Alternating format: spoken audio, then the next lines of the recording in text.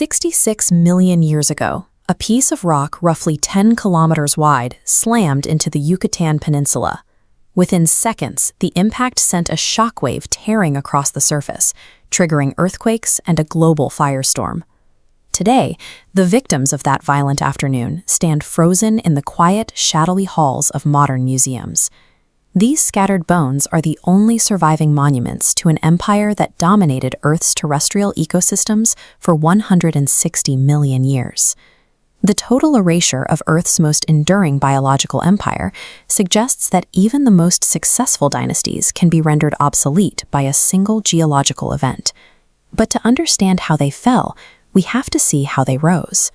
Over 200 million years ago, during the early Triassic period, dinosaurs were underdogs, fighting for scraps in a world ruled by giant crocodile-like reptiles.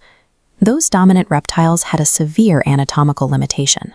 Their limbs sprawled out sideways, requiring massive amounts of energy just to hold their bellies off the dirt. Early dinosaurs evolved a distinct adaptation, an open socket in the pelvis and an inwardly facing head on the femur. This configuration tucked their legs directly underneath their bodies. With their weight fully supported like pillars, early dinosaurs could walk, run, and breathe easily all at the same time. This structural efficiency permitted the high metabolism activity levels and stamina that the sprawling reptiles could not sustain. Around 201 million years ago, the Triassic-Jurassic mass extinction wiped out most of those early archosaurs, leaving a vacant landscape. The dinosaurs seized this ecological vacuum through superior biomechanical engineering. As the supercontinent Pangaea fractured, dinosaurs spread across every new landmass, isolating and differentiating into thousands of highly specialized species. To monopolize resources, they reached the physical boundaries of land-based biology. The largest sauropods, like Argentinosaurus, grew to 130 feet long and towered over the canopy to strip vegetation entirely out of reach of smaller competitors. By the late Cretaceous period, these massive herbivore herds were hunted by equally enormous carnivores, creating an apex predator class that enforced a rigid ecological hierarchy.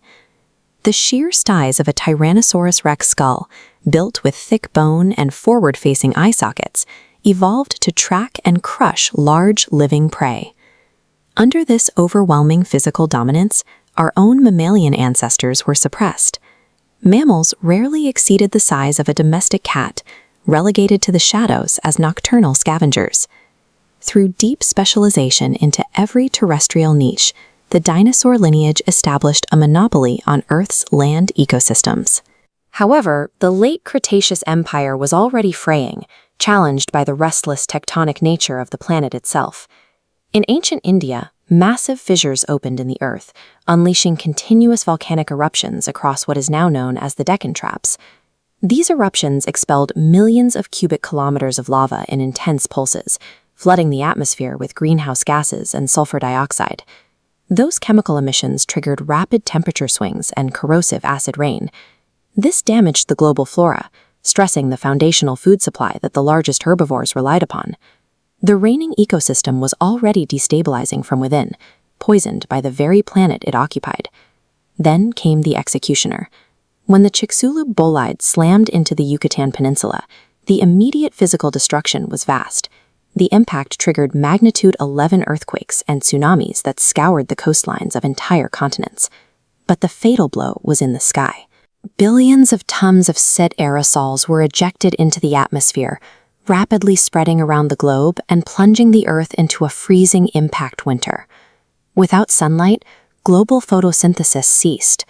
The leafy plants died off in weeks, starving the massive herds of herbivores, which in turn starved the giant carnivores hunting them. The extreme scale and specialization that built their empire became a liability the moment the climate shifted. Yet, the dinosaur lineage was not entirely severed. A small vanguard of early avian theropods managed to survive the freezing darkness. We know they were insulated against the cold. Perfectly preserved amber fossils reveal intricate three-dimensional feathers, originally evolved for body temperature regulation. Crucially, many of these survivors possessed specialized beaks designed for seed eating. While the broad-leafed forests collapsed, they could extract rich nutrients from seeds buried deep in the frozen soil. Today's 11,000 lemming species of birds are the surviving architecture of that 160 million-year reign, reminding us that even the most dominant lineages only persist by adapting to the margins.